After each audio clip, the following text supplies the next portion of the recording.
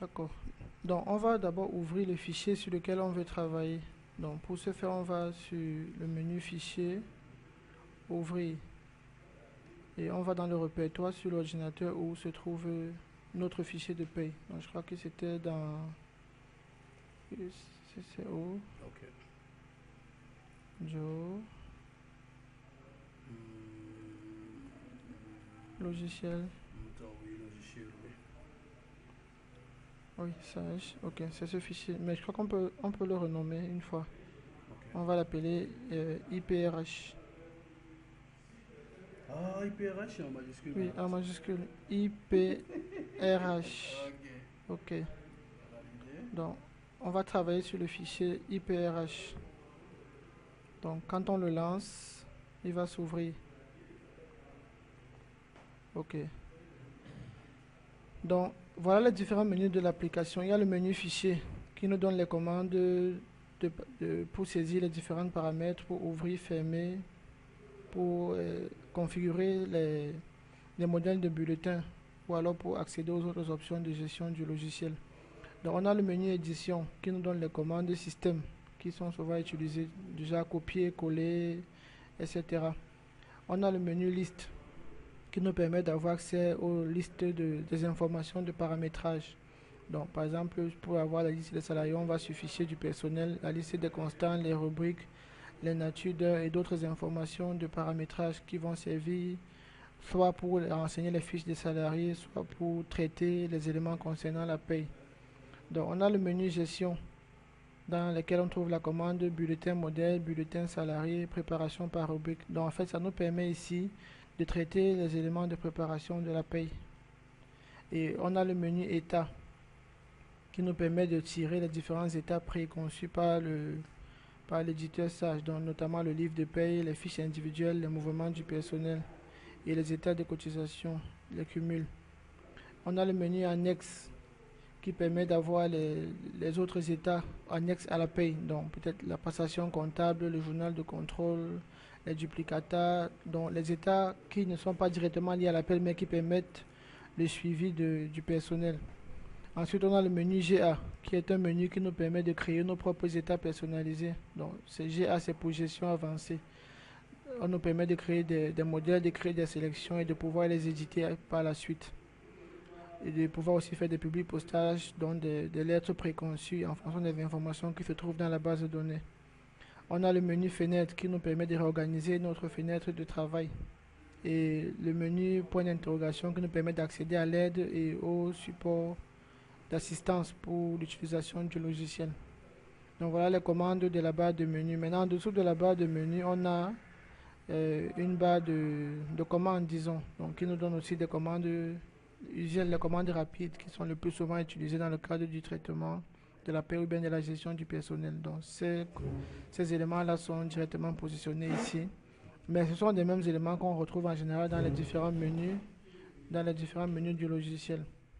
Et on a une barre horizontale, une barre verticale, pardon, qui nous permet d'avoir les commandes rapides. Donc, on a un premier onglet gestion des salariés, on a un autre onglet traitement mensuel pour les éléments de traitement de la paye et on a un autre onglet édition de paye pour les éditions. Donc, ce sont des, des, des onglets rapides qui nous permettent d'accéder directement aux commandes de traitement de la paye ou bien de gestion du personnel. Et on a la barre d'état qui nous donne les informations sur notre fichier. Donc la version du logiciel, le mois de paye dans, sur lequel on se situe dans le fichier, la date du jour et l'utilisateur connecté. Donc voilà les informations générales sur la présentation du logiciel. Donc si on veut consulter la liste des salariés, on n'a qu'à cliquer simplement sur cette commande et on aura la liste du personnel de notre fichier. Donc dans le cas de Space, on a un seul employé créé. Donc on peut double-cliquer sur sa ligne pour l'ouvrir et avoir accès à ces informations. Donc la fiche de salarié comporte plusieurs onglets qui sont regroupés ici à droite. Donc on a l'onglet information dans lequel on trouve état civil. C'est cette page qui s'affiche. Donc ces différentes rubriques sont des pages. Donc quand je clique, j'accède à une nouvelle page de la fiche du salarié. Donc Contrat, j'ai les informations. Paye, j'ai les données concernant le traitement de sa paye, etc. Donc, et dans la partie historique, j'accède aux données historiques concernant le salarié, donc les différents changements qu'il y a eu. S'il y a eu des changements, je peux cliquer et voir quels sont les changements qui ont apparu et à quelle date. Donc, s'il n'y en a pas, je crois que c'est pour ça qu'on voit que c'est vide, mais au fur et à mesure qu'on traite la paye ou bien qu'on manipule les données du salarié, on arrive à voir des historiques qui se mettent à jour à ce niveau. Donc, la partie la plus importante est la partie information dans laquelle on a toutes les informations détaillées sur le salarié qu'on peut retrouver, qu'on peut consulter à partir d'ici. Si on veut les modifier, on n'a qu'à simplement cliquer dans le champ correspondant et on peut apporter des modifications. Donc, par exemple, je peux dire informaticien réseau. Donc, là, j'aurais fait ma modification et je clique sur OK. Et le logiciel va me demander, en fait, va me signaler que je suis en train de vouloir faire une modification. Est-ce que je veux confirmer ou pas? Et si je clique sur OK, la modification sera faite et l'historique sera mis à jour. Donc, je clique sur OK. Donc, ça, c'était la consultation rapide d'une fiche existante. Maintenant, si je veux créer une fiche, une fois que j'ai ouvert la liste de mes salariés, je peux soit faire un clic droit pour afficher le menu contextuel et je choisis la commande que je veux, soit je vais dans le menu édition, je vais retrouver les mêmes commandes, ou alors je prends mes commandes rapides de la barre de commandes dont j'ai créé, qui me permet de démarrer la création d'un nouveau salarié. Je renseigne son matricule, je renseigne son nom, je renseigne toutes les informations que j'ai à ma disposition dans les différents onglets et je peux cliquer sur OK à la fin pour valider. Donc, comme on a dit, pour modifier après, on va simplement réouvrir la fiche et on va rajouter les informations qui manquaient. Maintenant, on a la possibilité aussi de créer un salarié, mais en dupliquant à partir d'un salarié existant. Ça nous permet souvent de gagner en temps. Par exemple, je vais créer un informaticien. En général, j'ai déjà renseigné les informations de quelqu'un. Je dois juste changer peut-être son matricule, son nom, sa date de naissance, donc ce qui lui est personnel. Mais il y a des informations peut-être que j'ai déjà renseignées qui sont les mêmes. Donc, je vais simplement choisir le salarié qui m'intéresse. Je clique dessus et je vais sur dupliquer. Donc, quand je fais sur dupliquer, il va me reprendre les informations de la personne, sauf les informations personnelles. Donc, je vais peut-être mettre le matricule et le nom. Mais à côté, les autres informations, je vais mettre une matricule juste pour exemple. Matricule 12, par exemple. Je mets un nom, test. Mais je crois quand même que si on va dans la partie des autres informations, on verra que il y a des renseignements qui sont déjà, par exemple, voilà la fonction que j'avais informaticien réseau, que ça a déjà repris. Donc, ça reprend certaines informations et ça me donne la possibilité de renseigner celles qui lui sont vraiment personnelles. Là, ça me fait gagner en temps. Si c'est bon, je clique sur OK et j'ai mon deuxième salarié. Donc, voilà la partie qui concerne les informations sur le salarié. Et la partie qui concerne les fiches ou les bulletins de paie, j'ai deux possibilités d'y accéder. Soit je clique directement sur bulletin, je vais toujours voir ma liste du personnel et je vais choisir celui qui m'intéresse pour pouvoir ouvrir son bulletin. Ou à défaut, je peux, à partir de la liste du personnel sur laquelle j'étais tout à l'heure, je clique sur le salarié concerné. Quand je fais un clic droit, j'ai la partie paye, bulletin salarié. Donc là, j'accède directement à son bulletin sans passer par la liste globale. Donc en termes de bulletin, c'est organisé en plusieurs pages. Donc j'ai la page rubrique qui me permet de voir toutes les rubriques qui sont applicables à ce salarié. J'ai la partie congé absence pour la saisie des données sur les congés et les absences. J'ai la partie heures travaillées, heures supplémentaires. J'ai la partie valeur de base pour d'autres informations complémentaires à saisir pour sa paye. Et j'ai la partie bulletin calculé qui me montre le rendu final du bulletin tel qu'il va se présenter.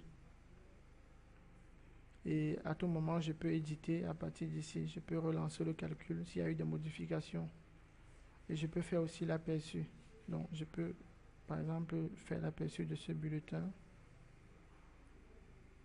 Pourquoi ça ne marche pas? Il y a un montant net. Aperçu. Tout à l'heure, on avait l'aperçu, non? Oui, mais c'était de l'autre côté. Bon, anyway, je pense qu'on va revenir dessus. Alors. Ok. Donc, voilà les deux renseignements principaux concernant le salarié. Maintenant, pour le paramétrage en général, on va aller dans la partie liste parce que c'est là où on définit la liste des informations qui seront utilisées, que ce soit pour la paye, que ce soit pour la manipulation des fiches de salariés. Donc, j'ai la partie des rubriques, des constantes. Donc, les constantes, je clique juste ici. J'aurai la liste de toutes les constantes qu'il y a dans mon fichier de paye. Donc, j'ai la possibilité donc, de dérouler, de me balader, de voir la constante qui m'intéresse.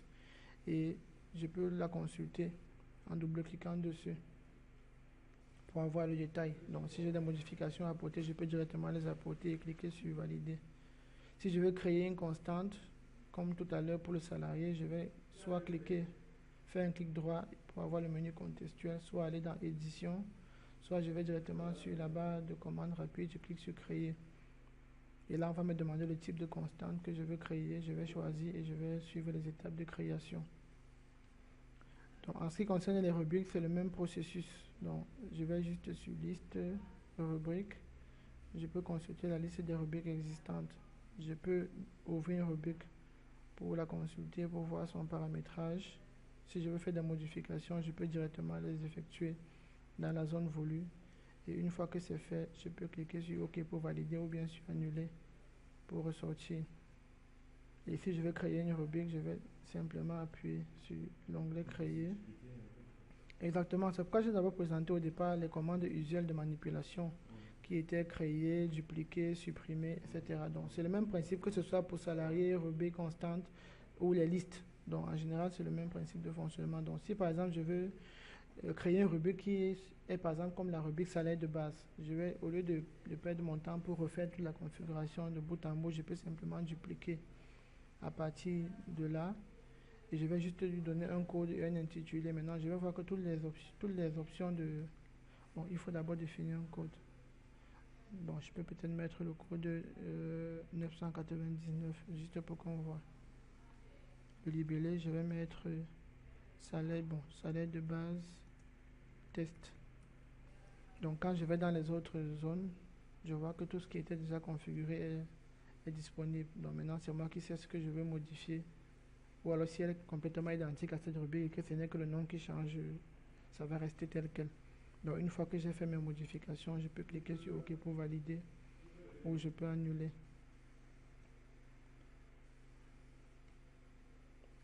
Donc voilà ce qu'il en est pour les rubriques. Maintenant d'autres informations de paramétrage utiles. Par exemple, c'est dans les tables souvent, peut-être les nationalités. Peut-être dans les listes qui étaient créées au départ, il n'y a pas une nationalité que je vais exploiter. Je vais simplement venir la créer ou alors modifier ce qui est déjà là, si ce n'est pas bien renseigné, ou supprimer une, si elle ne me sert à rien. Donc en gros, c'est le même principe, c'est que toutes les informations là sont dans cette zone. Les tables de prêt, je peux modifier les caisses de cotisation, les établissements, organisation. Bon, c'est ici qu'on définit souvent l'organisation de l'entreprise. Les départements, les services, les unités, les catégories. Donc là, je crée. Comme il n'y en a pas encore, je peux créer. Et s'il y en avait déjà, je pouvais soit modifier, soit supprimer. Maintenant, il y a aussi d'autres informations de paramétrage qui se trouvent dans la partie fichier, paramètres. Donc en général, ce qui est ici, c'est le paramétrage qui est directement lié soit aux informations sur le personnel, soit aux informations sur la paye à un certain degré. Maintenant, dans la partie fichier, j'ai d'autres paramètres aussi. Ici, en tête de dossier, par exemple, ce sera les informations sur l'entreprise. Donc, si on n'avait pas bien renseigné, on peut les corriger ici. Ou bien si on est en train de créer un nouveau. Voilà, donc c'est ici qu'on renseigne. Le logo, c'est à un autre niveau. Ça, puisque ça sort sur le bulletin de paye. C'est sur le bulletin de paye. Mais ces informations aussi sont telles que s'il y a des étapes parfois à tirer, ça va prendre directement ici pour les insérer. Donc, fichier, paramètres. À côté, il y a aussi assistant société. Bon, en général, c'est l'assistant qui permet de répondre aux questions qui vont aussi être utilisées dans les paramètres. Mais à défaut, la plupart de ces éléments se trouvent dans les rubriques. Donc, si tu connais la rubrique correspondante, dès que tu vas de l'autre côté, tu pourras accéder à l'information et renseigner la valeur. Mais lui, il met ça sous forme d'assistant pour permettre de gagner en temps lors du paramétrage. Donc, fichier, paramètres, on a aussi paramètres de paye. Donc là aussi, on accède à d'autres paramètres qui sont fournis pour la configuration des données de la paye. Donc, initialisation de la société, paramètres, bulletin, format, les heures, les compléments de paye, les cumuls. Donc, mais quand même, ces rubriques, si on va dans la partie liste constante, on va les retrouver. Donc, si on prend par exemple le code AB nombre 201, là, si on va dans la liste des constantes, liste constante, et qu'on va dans les constantes qui commencent par A, on peut bien trouver le AB nombre 21, c'était ça ici. Donc, je peux toujours, à partir d'ici, avoir le détail de cette information. Ok. Donc, ça, là-bas, ce sont des zones qui sont aménagées pour configurer rapidement et facilement le fichier. Bon, et après, il y a mot de passe société, édition en tête du dossier. Maintenant, il y a la partie droit d'accès, là, c'est pour les utilisateurs. Bon, il y a aussi une partie qui est souvent très intéressante, c'est la partie des alertes. Bon, comme au niveau de la paie, il y a souvent des choses pour lesquelles il faut se rappeler, faire à un moment donné. Donc, on peut paramétrer des alertes. Et chaque fois qu'on va lancer le fichier de paie, ça va signaler. Donc, il y a cette partie-là qui pourrait être explorée plus tard. Donc, comment créer une alerte, comment modifier une alerte existante, on pourra redécouvrir. Autre chose à voir ici, bon, utilitaire, ça c'est à voir après. Droit d'accès, ça c'est à voir après. Alerte, on a déjà vu. Il y a la partie maintenant paramétrage bulletin. Cette partie paramétrage bulletin permet en fait de paramétrer le modèle de bulletin, en fait l'imprimer quoi, si on veut le personnaliser. Donc c'est par exemple ici qu'on va arriver pour créer pour mettre le logo sur un bulletin. Donc quand je viens, c'est vide parce qu'il n'y a pas encore de modèle créé en dehors de ceux qui viennent avec le logiciel. Donc si tu veux créer ton modèle, tu vas quitter sur la base de rien. Maintenant tu choisis sur quel modèle tu veux t'appuyer. Donc il y a plusieurs modèles. Papier blanc, celui-ci, papier blanc euro, pré-imprimé. Donc quand tu prends, il va te sortir le modèle. Maintenant c'est à toi de personnaliser en fonction de comment est-ce que tu voudrais que ça se présente. S'il y a des éléments que tu veux ajouter, tu vas rajouter. Si tu veux modifier, tu vas modifier. Mais voilà déjà comment le modèle qu'il a pris se présente. Donc pour ce que tu voudrais insérer, comme on a dit tout à l'heure, tu cliques et tu choisis l'élément, tu positionnes. Ce que tu vas enlever, tu sélectionnes. Pardon. Ce que tu veux enlever d'ici, tu cliques juste et tu supprimes. Ou tu déplaces. Donc c'est ici que se fait en fait la personnalisation de l'imprimé du bulletin. Parce que ça c'est le modèle d'impression, si on peut dire comme ça. Un peu comme une maquette d'impression quoi. Donc je pense que voilà les éléments essentiels pour cette partie fichier. Ce qui sont d'autres paramètres en dehors des paramètres directement liés aux salariés et à la paye. À quel niveau se situent les éléments comme la convention collective ou les bases? Je pense que la convention collective ici est beaucoup plus affichée. Maintenant, c'est le paramétrage qui va dire comment est-ce que ça se passe. Parce qu'on a vu un endroit la convention collective, non. C'est juste un intitulé en réalité pour ce qui est ici. Donc ça va juste s'afficher sur son bulletin, peut-être convention de commerce. Mais ce n'est pas ça qui va définir les paramétrages des rubriques. C'est toi-même qui va définir tes rubriques avec les formules et tout. Et tu vas définir tous les éléments. Mais ceci permet au moins d'afficher ça sur son bulletin pour dire celui-ci dépend de telle convention ou de telle autre. Mais ce n'est pas en ayant choisi ça que ça va définir ces rubriques. Non, ce n'est pas à ce niveau que ça va se faire. Ok. Ta question, tu n'as pas fini de répondre à ta question. Si ce n'est pas à ce niveau, à quel niveau est-ce qu'il va voir ça? J'étais donc en train d'expliquer donc que c'est au niveau du paramétrage qu'il va définir. Par exemple, si je peux bien mettre convention de commerce, mais si dans mon paramétrage, j'ai peut-être mis la grille de la convention peut-être de TIC, c'est ça qui sera appliqué. Donc c'est moi qui configure en fait mon fichier. Mais là, pour le moment, par exemple, la grille n'est pas encore... la grille, c'est au niveau des constantes. La grille, c'est au niveau des constantes. On va revenir dessus. Maintenant, autre chose très pertinente à savoir, c'est au niveau des bulletins modèles. Donc ça, c'est dans le menu gestion, bulletin modèle. C'est différent des bulletins salariés parce que là, ça va directement ouvrir les bulletins des concernés. Voilà. Là-bas, c'est le masque. Voilà. Là-bas, c'est un peu comme le masque. Maintenant, c'est à ne pas confondre avec ça. Parce que tout à l'heure, on a vu la partie paramétrage du bulletin. On a dit que ça, c'était un peu comme le masque d'impression en réalité. Mais ici, ça, c'est le masque des rubriques qui qui apparaissent dans le bulletin de paye. Ça veut par exemple dire que si on est dans une société là où peut-être les agents de maîtrise ont certaines rubriques particulières, les cadres ont certaines rubriques particulières, les ouvriers ont certaines rubriques particulières, on peut créer un bulletin modèle donc pour ces groupes de salariés dans lequel on insère les rubriques qui leur sont propres. Et maintenant, quand on crée un nouveau salarié, on lui affecte un bulletin modèle. Ça fait qu'automatiquement, il hérite de ces rubriques-là. Et si on veut maintenant, on peut rajouter ou enlever dans son bulletin personnalisé à lui. Donc, c'est ici qu'on crée ces bulletins modèles. Donc, voilà ce qui est déjà préconçu ici.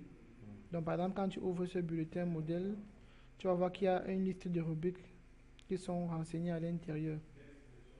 Donc, chaque fois que tu vas affecter ce bulletin modèle-ci à un salarié, automatiquement, ces rubriques vont sortir dans sa fiche. Maintenant, si lui, peut-être tu ne veux pas qu'il ait cette rubrique-ci, tu vas enlever à partir de sa fiche à lui. Donc, ça permet en fait de concevoir rapidement le bulletin d'un salarié sans avoir à chaque fois à ajouter des rubriques une à une. Donc, pour créer un bulletin modèle, c'est la même chose, non? On clique sur on met le code de l'intitulé et on insère les rubriques au fur et à mesure. Donc là, pour commencer, je suis quand même obligé de lui donner un code. Par exemple, si c'est 999, je mets un libellé, peut-être test. Et maintenant, je peux insérer les rubriques ici. Clic droit, activer une rubrique. Ça me sort la liste de toutes les rubriques existantes. Je choisis maintenant celle qui... Tu as déjà configuré dans ton...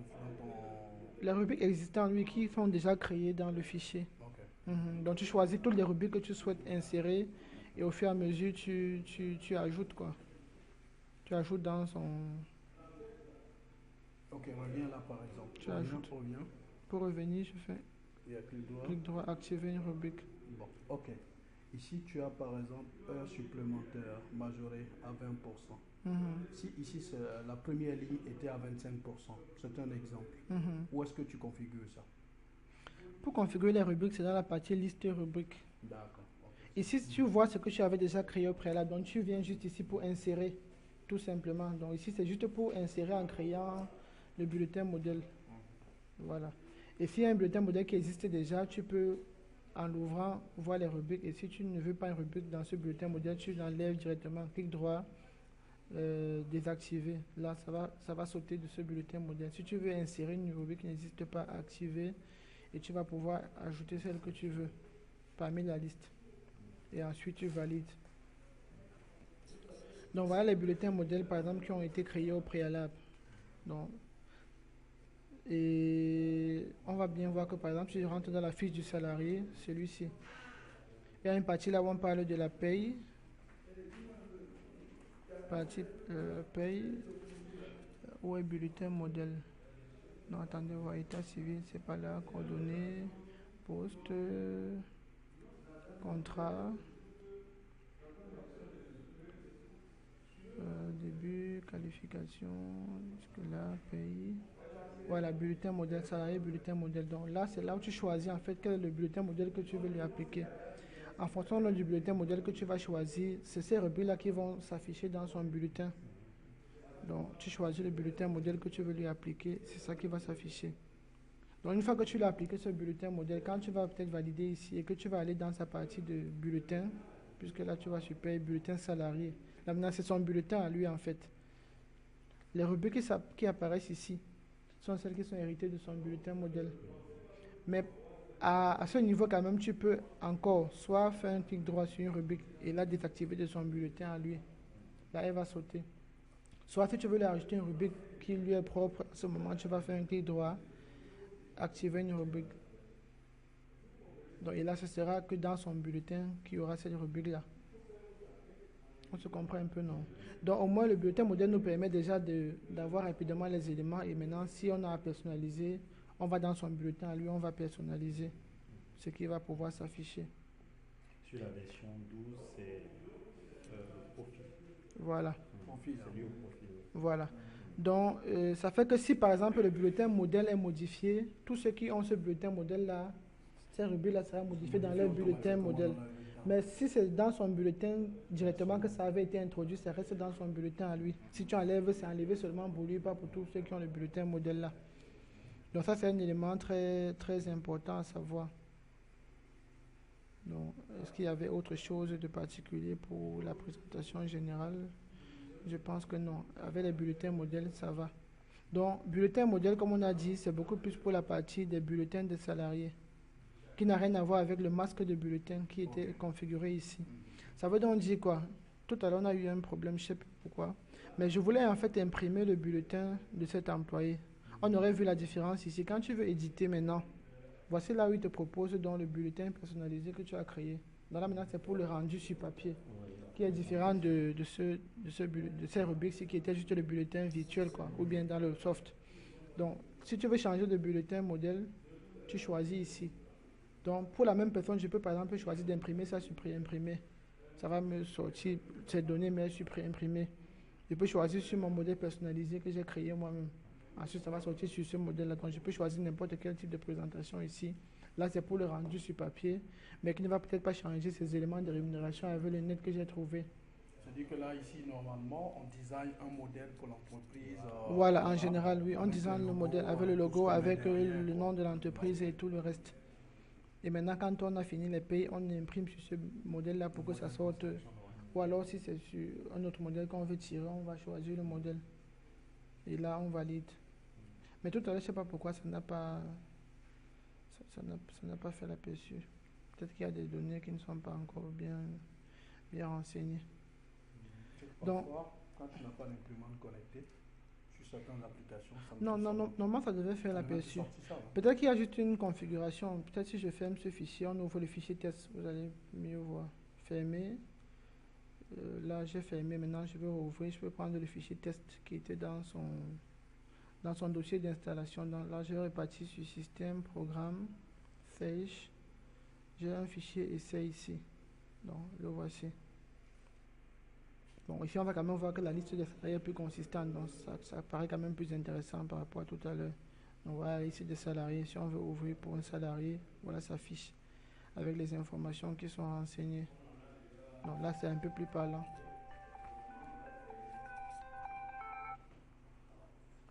Là, c'est un peu plus parlant. Donc, maintenant, si on veut, par exemple, voir les bulletins de ces salariés ici, on va dans la partie bulletins et les voici. Donc, ici, on va voir un peu édition. Je choisis, comme là, par exemple, ça vient sur pré-imprimé, calendrier. Si je valide, OK. Maintenant, quand je vais faire aperçu, donc, voilà à quoi il ressemble. Voilà le bulletin de paye. Bon, le bulletin de paye sur ce modèle, non. Maintenant, si je choisis plutôt un autre modèle, on verra que c'est différent. Donc, si je vais sur édition, au lieu de prendre ce pré-imprimé, si je prends peut-être l'autre ici, confidentiel, par exemple. Je clique sur OK. On va voir que l'aperçu sera différent. Vous voyez comment ça sort. Donc en fait, souvent d'autres impriment sur les papiers déjà pré-imprimés. D'autres impriment plutôt avec les imprimantes laser ou matricielles. Donc ça dépend. Ça dépend du modèle. Ça dépend du modèle de papier et de la forme qu'on utilise d'habitude. D'autres impriment encore sur matriciel. Donc ça dépend vraiment du contexte. Donc voilà un peu la partie bulletin imprimé. Bon, pour revenir donc à la préoccupation qu'on avait tout à l'heure concernant les rubriques, je crois que là on peut rentrer un peu plus en... Je vais fermer ce fichier-ci et rouvrir celui qu'on avait tout à l'heure. Il était dans Data... C'est ça, il faut que je me retrouve. Logiciel. Ok. Sage. Ok, c'est ça, IPRH. Donc, je disais que pour les rubriques et les constantes, en général, c'est ici que ça se fait. Toutes les configurations concernant les rubriques et les constantes, c'est à partir d'ici. Donc, on a les constantes, on a les rubriques. Bon, ce qu'on doit aussi comprendre, c'est qu'au niveau du bulletin du salarié, quand on ouvre son bulletin, comme ceci, on voit qu'il y a uniquement rubrique, on ne parle pas de constantes quelque part. Parce qu'en fait, ce sont les rubriques qui figurent dans le bulletin de paye. Et les constantes, elles viennent alimenter les rubriques. Donc les constantes sont utilisées pour faire des calculs en arrière-plan, les alchimies, etc. Mais c'est la rubrique maintenant qui présente le rendu final sur le bulletin. Donc quand on voit par exemple le bulletin comme tout à l'heure, là, ce qui apparaît là, c'est la rubrique. Ce n'est pas la constante. Donc ça aussi, c'est très important à savoir. Par exemple, si on ouvre la rubrique salaire de base que voici, on voit qu'il y a la partie montant, on a écrit salle base. Donc salle base ici maintenant, c'est une constante en réalité. Donc tout ce qui alimente les rubriques en valeur, ce sont des constantes. Bien qu'il y ait des calculs qui s'appliquent au niveau des rubriques. Par exemple, si on prend la rubrique supplémentaire, on va voir que la rubrique, c'est nombre fois base fois taux pour avoir le montant final. Voilà les constantes qui fournissent ces informations-ci pour aboutir au résultat final. Donc, en arrière-plan, on a les constantes et en avant-plan, on a les rubriques. Et comme je disais, pour les configurer, liste rubrique ou alors liste constante. Voilà, ou alors liste constante ici. Donc, je pense que ce qu'il y aura à faire maintenant après, c'est de chercher à créer ou bien de savoir comment créer une constante, comment créer une rubrique. Donc, ça va aussi par savoir quels sont les types de rubriques qui existent, quels sont les types de constantes qui existent. Donc, en matière de constantes, si on veut créer une constante, on nous présente les types de constantes. Calcul, test, tranche, valeur, cumul, rubrique, message, date, réponse, etc. Donc, voilà les types de constantes qui existent. Et en termes de rubriques, voici la liste des rubriques ici. Clic droit, créer. Donc, voilà la partie rubrique. Donc là, on va directement sur la configuration. On met le code, on met l'intitulé et on choisit les éléments constitutifs. Bon, en général, c'est ici qu'on fait la différence au niveau du type de formule appliquée. Mais le plus souvent, quand on a choisi pour la première fois lors de la création, on ne peut plus modifier. Donc, si on choisit déjà, par exemple, base fois taux, et qu'on a mis les éléments et on a validé, la prochaine fois, on ne pourra plus changer le type ici. Pareil pour la constante, quoi. Donc, dès que tu as choisi à la création, si tu avais mal choisi, tu vas seulement supprimer et recréer. Mais tu ne peux pas modifier ça. Par contre, tu peux modifier les éléments que tu mets dans les différentes zones ou bien la configuration de la rubrique en elle-même. Mais la formule de base, tu ne pourras pas modifier. Donc, voilà un peu les éléments. Je pense quand même que au-delà de ce qu'on va se dire ensemble, il y a le manuel qui prend vraiment le temps d'expliquer les différents types de... Marqué un manuel de 1500 pages là. Oui. Non, pour les rubriques et les constantes surtout, là c'est vraiment pas à pas, non. C'est pas à pas là-bas. Attends, c'est pas chez toi qui l'a mis ça sur le bureau. Manuel électronique. Manuel de référence. Pédagogique, c'est ça. Non, le premier. Je dois fermer. Ok, manuel de référence. Manuel électronique, manuel de référence. Donc, je pense qu'il y a tout un chapitre qui concerne les rubriques et les constantes. Mais vraiment, là, c'est détaillé parce que c'est avec les captures, c'est chaque type de rubrique pas à pas. Où est-ce qu'on fait la recherche ici? Je préfère aller plus vite. Voilà, je vais au sommet. Attends, je vais aller au sommet. Menu liste, ok, 262. Donc, dans menu liste, qu'est-ce qu'on aura? On voit menu liste quelque part. Menu fichier, menu liste, voilà, c'est bon. Donc, dans la liste, on a... pourquoi ça n'ouvre pas? Voilà, par exemple, si je vais sur constante, là, il va me prendre vraiment pas à pas. Je mets quoi? Comme ça? Non, comme ça. Ok, là, c'est plus visible. Donc, là, liste de constantes, il va prendre étape par étape pour me dire comment consulter, maintenant créer. Et le type de constante, il va prendre un exemple pour expliquer étape par étape. Donc, ça fait qu'au moins, si on a oublié, on peut repartir à partir d'ici pour voir. C'est pour ça qu'en fait, c'est volumineux. C'est parce que quand il donne avec les captures, il avait détaillé. Voilà. Détaillé vraiment. Ça permet de comprendre. Donc, voilà par exemple ce qu'on a vu tout à l'heure. Donc, il prend peut-être calcul en premier. Il va te constante de type calcul, c'est quel type de constante. Il te dit comment procéder, quoi. Maintenant, il prend l'autre, constante de type tel. Quels sont les éléments avec les exemples? Qu'est-ce que ça donne comme résultat? Constante de type test. En quoi ça consiste? Avec les exemples à la pluie. Constante de type tranche. C'est pour quel type d'information, pour quel type de résultat et comment est-ce qu'on configure, etc. Bon, en général, les choses comme les grilles, non. C'est les constantes de type tranche. Les grilles, c'est souvent là que c'est implémenté. Etc. Donc, revenons ici. Donc, globalement, je pense que voilà la chose au niveau de l'aperçu. On peut d'abord couper. Ok. Stop. Stop. Ok.